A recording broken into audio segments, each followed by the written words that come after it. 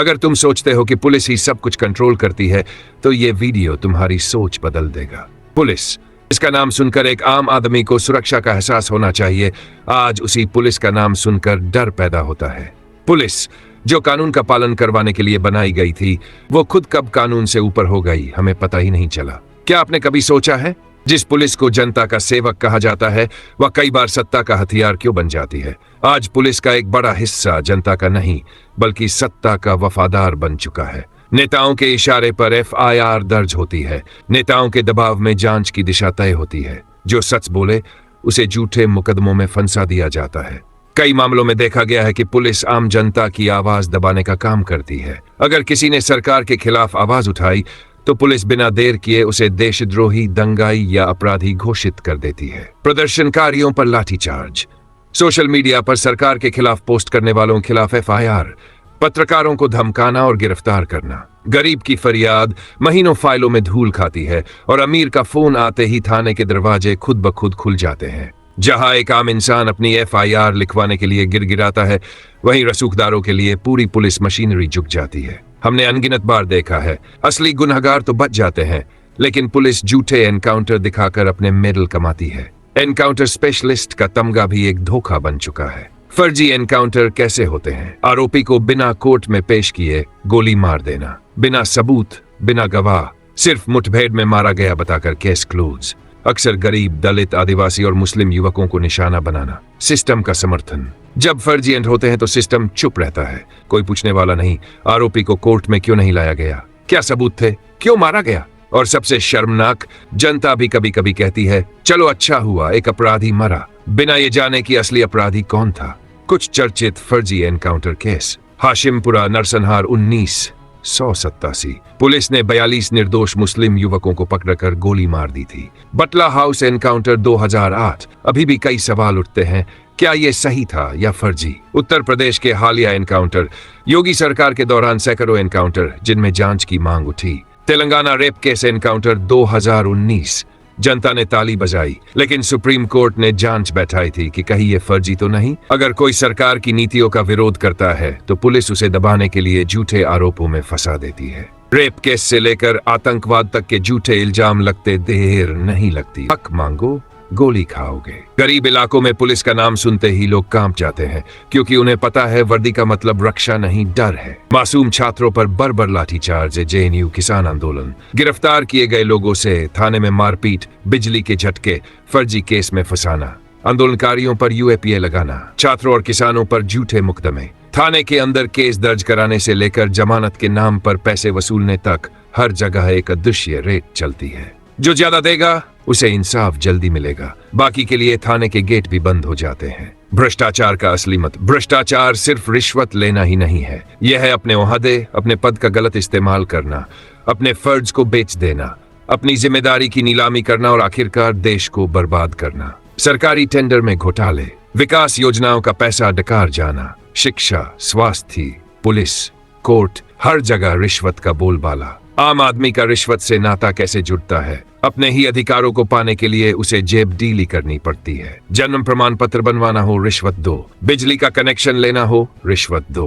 Police में शिकायत दर्ज करनी हो, रिश्वत दो। कोर्ट में फाइल आगे बढ़ानी हो, रिश्वत दो। 2G स्पेक्ट्रम घोटाला 1.76 लाख करोड़ रुपए। कॉमनवेल्थ गेम्स घोटाला 70,000 करोड़ रुपए। कोयला ब्लॉक घोटाला 1.86 लाख करोड़ रुपए। चारा घोटाला हजारों करोड़ का गबन। भ्रष्टाचार का आम आदमी पर असर। भ्रष्टाचार सिर्फ अमीरों का खेल नहीं, इसकी सबसे बड़ी कीमत गरीब चुकाते हैं। खराब सड़कें बनती है, एक्सीडेंट में जान जाती है, अस्पतालों में दवाइयां गायब होती है, मरीज मरते हैं, गरीब को घर, रोजगार, शिक्षा नहीं मिलती, अपराध बढ़ते हैं, कानून की इज्जत खत्म होती है। कहते हैं कानून सबके लिए बराबर होता है, लेकिन क्या सच में? एक गरीब चप्पल चुराए तो सालों जेल में सड़े और एक अरबपति करोड़ों का घोटाला करे तो बेल पर पार्टी करे। यही है हमारे सिस्टम का असली चेहरा। गरीब जेल में बीमार हो जाए तो दवा भी नसीब नहीं, अमीर जेल जाए तो AC रूम, स्पेशल खाना, मोबाइल फोन सब मिलता है। जेल भी होटल बन जाती है अगर तुम नेताओं के साथ मिले हो। गरीब पर आरोप लगे,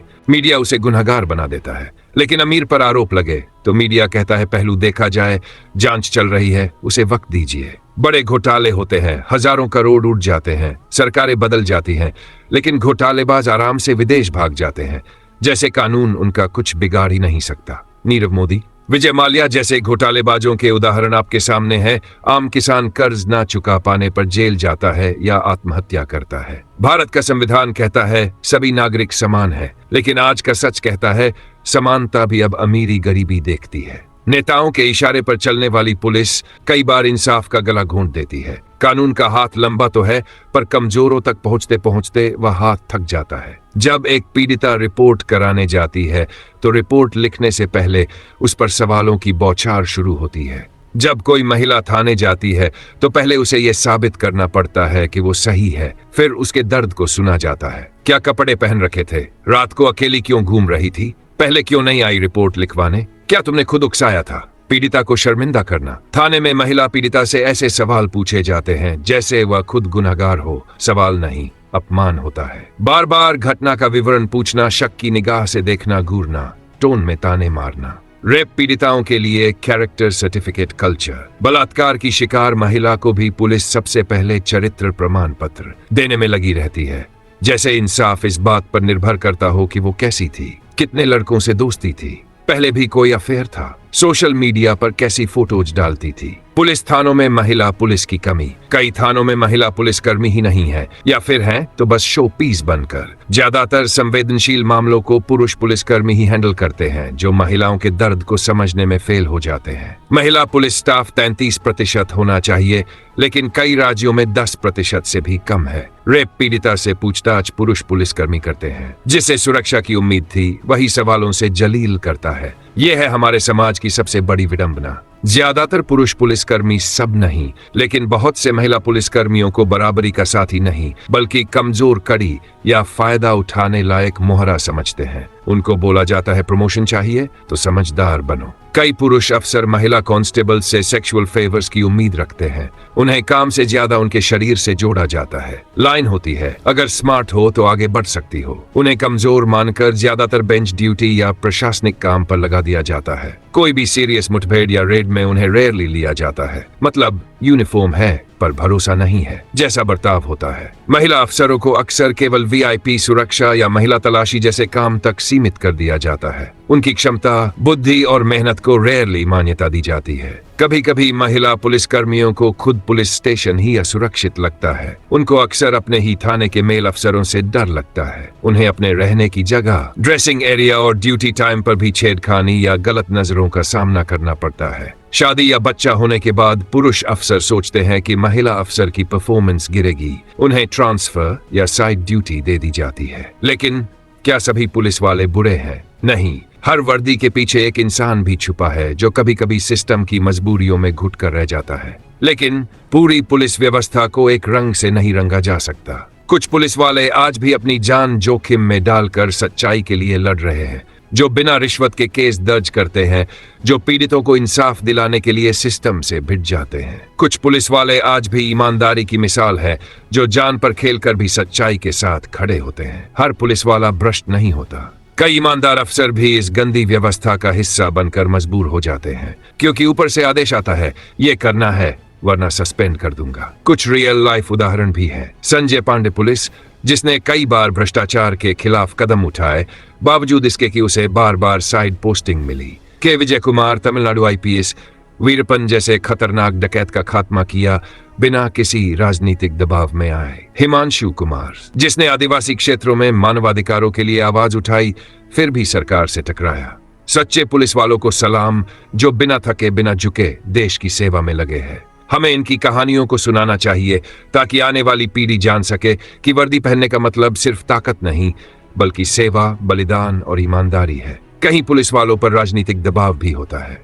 आज का सच यही है कि पुलिस स्वतंत्र नहीं है, उन पर होता है सत्ता का दबाव, राजनीति का इशारा। कई बार सही को गलत और गलत को सही साबित करना पड़ता है, वरना या तो ट्रांसफर मिलेगा या सस्पेंशन। नेताओं के दबाव में जांच बदलनी पड़ती है। गुनहगारों को छोड़ने का ऑर्डर आता है। बेगुनाहों पर केस बनाने के लिए मजबूर किया जाता है। परिवार का डर। हर पुलिस वाले के पीछे भी एक परिवार होता है। एक माँ जो दरवाजे पर टकटकी लगाए बैठी होती है, एक बीवी जो हर फोन कॉल पर डर जाती है, एक बच्चा जो अपने पापा का इंतजार करता है। जब धमकियां घर तक पहुंचती हैं, तो फर्ज निभाना भी भारी हो जाता है। परिवार को टारगेट करने की धमकी, सुरक्षित जीवन का सपना भी कुर्बान। जरूर है तो एक नए सोच की, एक नए सिस्टम की, जहां वर्दी का मतलब सिर्फ डर नहीं बल्कि भरोसा हो। क्या आप इस बदलाव का हिस्सा बनना चाहेंगे?